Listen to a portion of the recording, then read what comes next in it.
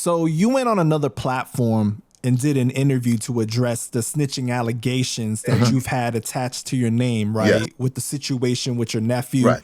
Did you schedule that interview specifically with the intention to address the snitching allegations? You know what? I get so many interviews, and you don't like it. It all depends, really. You know what I'm saying? I just, when it came to that particular thing, you know, I kind of wanted a bigger platform. You know, a big, because sometimes you do a small platform and it doesn't, you know, the word don't get out. You know, but I definitely want to say my side of that. You know what I'm saying? Since it came out, I mean, you know, one thing about the internet and about me is people have been trying to find, you know what I'm saying, to demean my name, you know, all the time. You know what I'm saying? I mean, that's just how it is. I get it, you know. But yeah, I knew that I never snitched, and I knew that situation was you know, of course, it was a family situation. You know, it was unfortunate. You know, when you start talking about these things, you have to start talking about private things that you would rather just keep between yourself and your family, like everybody does. I mean, everybody has situations with their family. It's unfortunate, but it happens. This was a thing where my mom, you know, I'm an only child when it's her, but I have two older sisters. They had another father. I mean, it gets deep, you know, and the deepness, I can only go but so deep because it's personal. But what I can say is that, you know, it had something to do with, you know, me buying my mother a house, and loans were taken out while she had dementia. She was in the care of my sister's son, and my sister took out loans. And I had found out about it through my dad. And, you know, the only thing because I was still kind of confused too. But when my mom's passed, and then at the time we're filming Love and Hip Hop, and I get the call, you know, and like she was in the care of my sister. And, you know, that whole situation, you know, me and my sister wasn't speaking, my nephew, you know, and mind you now, my nephew, I raised him, you know, this was, you know, I helped raise him. This is my first nephew, my only nephew, actually, you know, well, when it comes to my sisters. And, yeah, you know, he wanted to be a DJ. I used to, you know, give him money support, whatever he did. This came on later on in life. And when she died, I was going up there. There had been tensions between me, my sister, and him. And I just decided I didn't want that to overshadow her funeral. So I decided to go to the wake way early by myself. I didn't want to be around anybody. Me and my mother had our moment. And then I decided to fly out. The next day was going to be the funeral. I decided to fly out because I didn't want to go to the funeral because I knew something wasn't right. And I just didn't want that craziness around my mother's. You know, I didn't want the focus to be on me and whatever was going on with my nephew and my sister to turn the focus of the rest of the family to mourn my mother. So I decided to fly back to New York. The next day on Sunday, I was at the hotel and I get a call. When I was getting ready to fly back, Stevie J had called me and said that he was at the, because my mother was being buried in Plymouth. That's like an hour away from the city of Boston. It's like Cape Cod by the water. Really predominantly white people, but Cape Verdean people kind of migrated to the Cape around the water, so a lot of Cape Verdean people.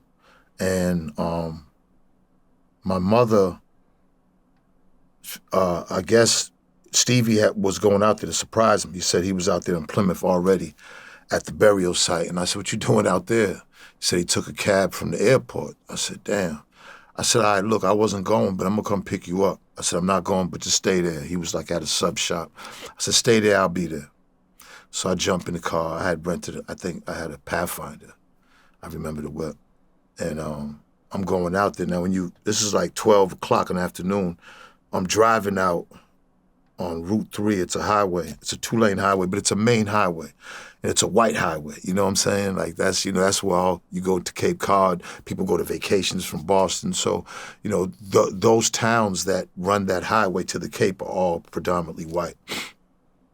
And I just remember that I was driving out there. It's a 2-lane. I was on the left lane, and I noticed a funeral procession. Like, the blinkers are on. And the first thing that came to my mind was like, I wonder if this is my mother's. Sure enough, I started recognizing people. I'm in the left lane going by everybody, and I'm like, wow, look at that. That's the thing. There was the 2 hearses in the front. They're like station wagon hearses, gray ones. And then I just remembered, you know what I'm saying, bop, bop, bop, bop, bop, bop, bop, bop, bop, right? So I get hit. I'm driving in the car. Now I'm on this side. The bullets are coming this way. So I get hit. I feel the bullets hit me.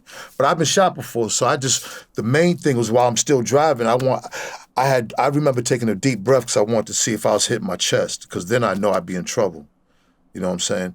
When I did that and I didn't feel nothing, I knew, okay, bet, I got a chance, because I didn't have no strap on me. I got a chance to get away. I fishtailed, boom, 180, and I started going against the traffic. And then my arm, I got shot like twice here. My arm just kind of went out and I'm losing blood. So I kind of crashed off to the right, because I was in the left lane. I went against the traffic and I went over. So I didn't go too far.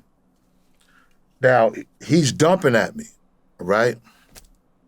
So I'm trying to the first car I ran to was the hearse. And I just remember the hearse, somebody locked it. I just remember seeing a finger. Someone was in the passenger side, and I remember seeing a finger. Later on, there was my blood all over the hearse. Now imagine that. My mother's in there. My mother's coffin's in there with her. And I'm trying to get in the hearse because he's dumping. The hearse was like the first cars other than his that was in the front. So now I'm coming back, and I'm trying to jump in somebody's car and tell them to ride over the medium and go the other way so I get to a hospital. So I lost about 3 pints of blood, they said, but I was losing blood. I felt it. So I jumped in my cousin's car, my God rest Aunt Geneva, my Aunt Geneva's cousins, man. And they was like screaming and crying because they ain't street people. They ain't never seen no like this. And it's like, I'm like, listen, I get in the back and I'm saying, you got to drive over the medium. Because I didn't know if he was going to still come down with the gun. Now, it was a lot of shots. They drove over the medium. They finally went over the medium. We're going the other way. Now, the exits are far from each other. So I'm getting dizzy and I'm losing blood. So I think I've been hit 3 times, mainly in my shoulder and like my back right here. And I just remembered we get pulled over. We seen the exit. We get off the exit. As soon as we get off the exit, the state troopers pull us over. It's like 3 of them. They ripped me out the car. It's like raining now. I remember it started raining. It wasn't raining at first, but it started raining. And they stripped me butt naked, like drawers and everything. My shit's out, everything. My cousins are right there. And they kept saying, where's the gun? Where's the gun? Where's the gun? I'm like, what the f*** are you talking about? I'm saying, where's the gun? So then the ambulance came. They put me in the ambulance. Now, I guess whenever they recorded me, I just remember them saying, hey, listen, you know what I'm saying? He said that, because as soon as he shot me, he called police. He called 911. He was the first one to call 911 and said he just shot me. Just said he shot me. But he said that because I had a gun and I was pointing the gun at him in the car. So this is what they're telling me. And I'm like, no, f that. What you mean? I had a gun. I said, he shot me. He's the one that shot me. I'm the one fucking shot, right? Now, I done been in the streets long enough to know the little cat mouse game the police say and everything. Where it counts is in the grand jury and in the court. So I know this little cat, because I don't know what the guys tell him, my nephew's telling them, right? But he did make the call first and said he shot me. It's all in the paperwork. So it's already established that he shot me. He had 3 guns. And he dumped out 3 of them. He had licenses for the guns because he never had a felony. He wasn't a street kid. So You know Zeno, let me ask you that though, right? Because for the interview, when you were addressing this situation, right, and the guy pulls out the paperwork and everything, and like it seemed like you were trying to remain calm and address it at first, but eventually you got so upset that you walked out of the interview. Because you know why? Because paperwork can be doctored up and everything. This is 700. Like I posted the paperwork on my Facebook. It's 700 pages. You know what I'm saying? I don't know what the fuck he had. When you come up with, that's why when you go with actual paperwork, you don't know what motherfuckers is whiting out or whatever. I don't know what it was. You know what I'm saying? But I got the whole I finally got it from a lawyer and from the lady at the Brockton court. You know, And that's what happened. When they came and interviewed me, he gave his statements and said that, hey, I shot him. Because remember, he initiated the call first. So at this point, I'm just rebutting from the he's telling them. I have to. I can't say then be like, I have to. But in my mind, we're still not at a grand jury. So it's just when they're coming and interviewing me, they're telling me this that he's saying. That I pulled a gun on him, that's why he shot me. He was scared for his life. I mean, he said that. He made the call. He got the police involved first. So when I made those first initial statements that was on the recordings, that's what me rebutting him. Now, when I went to the grand jury, now mind you, he shot me. This is in a major highway, So there's other witnesses, not just my family of the funeral procession that's seen it, but other people that's driving on the highway. It was a major thing.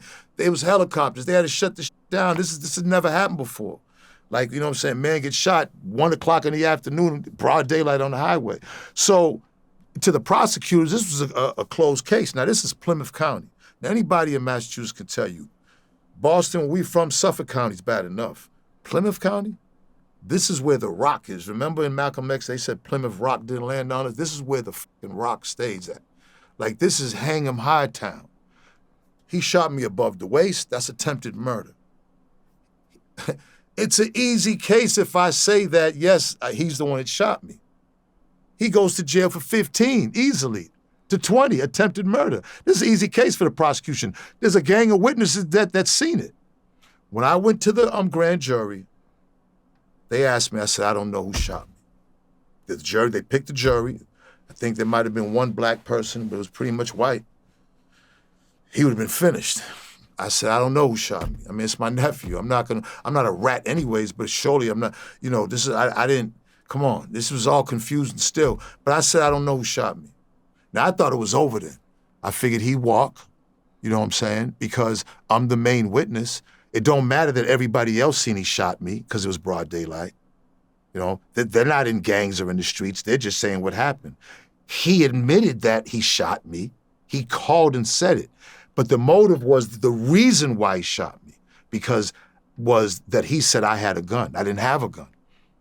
If I had a gun, we would have been bing, bing, bing, bing. It would have been a different story because remember, I still had one hand to go.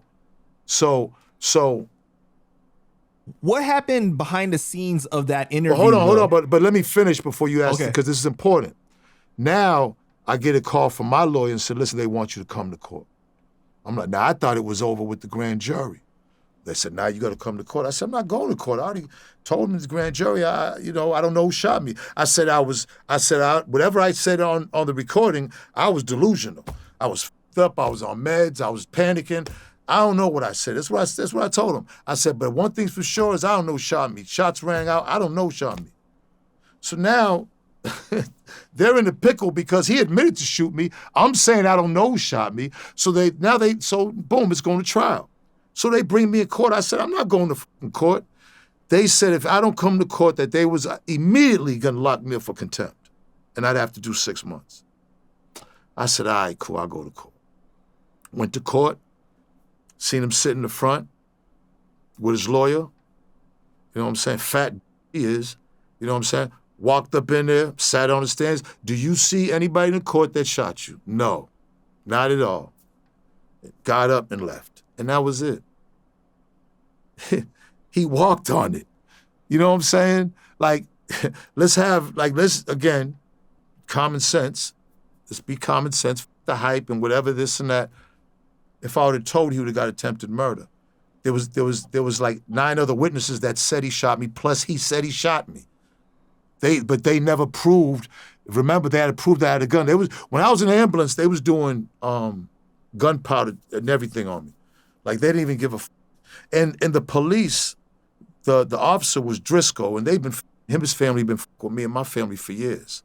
So, you know, I have a reputation in Boston. In their mind, boom, we finally got him on something because they really couldn't catch me on a whole bunch of all them years. You know what I'm saying? But when I walked in there and the prosecutor was mad, everybody was mad. They was pissed because they wanted to ship his away for 20 years. And I saved him. So, yeah, solid as they come.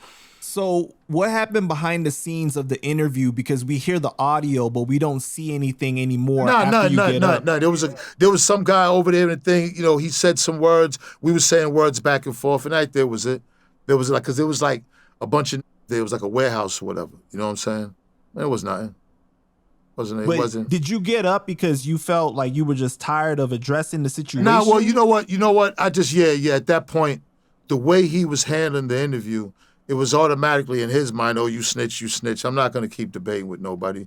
That you know what I'm saying? Like, once he called police, then that takes me out of everything. Once I go to the grand jury and say I don't know, once I go to court, and once he doesn't do a whole bunch of time, then how the did I snitch? But these are young guys. They want clicks and comments, and this is it now. See, what I was explaining to you earlier is a lot of these dudes, these street guys, they don't understand that the audience that likes that type of is a small audience, and it'll never get you far. You might get some twos and fews off it, few clicks, a few little, but that type of journalism, that Panda, you do it sometime too. That right there, it doesn't get you progressive. Joe Rogan don't do it. All the major motherfuckers don't do it. You know what I'm saying? I know it's cool, it's YouTube, and but the shit is the whack. It's immature, and it don't really get you the money. See, major advertisers don't want to have nothing to do with that dumb shit. You know what I'm saying? All that crazy beef and stupid. And a lot of it is just instigating. People are instigating. So, I felt like, anytime I feel like I'm uncomfortable in the interview or whatever, they've already paid. And if I don't feel comfortable, I'm out of there. You know what I'm saying? I like to have great conversations, but when I feel like I'm being attacked, then I'm not gonna sit there and be attacked. Got you. What's up? This is Cam Capone. We got more content like this coming soon, so hit that like button, subscribe, and stay locked in to Cam Capone News.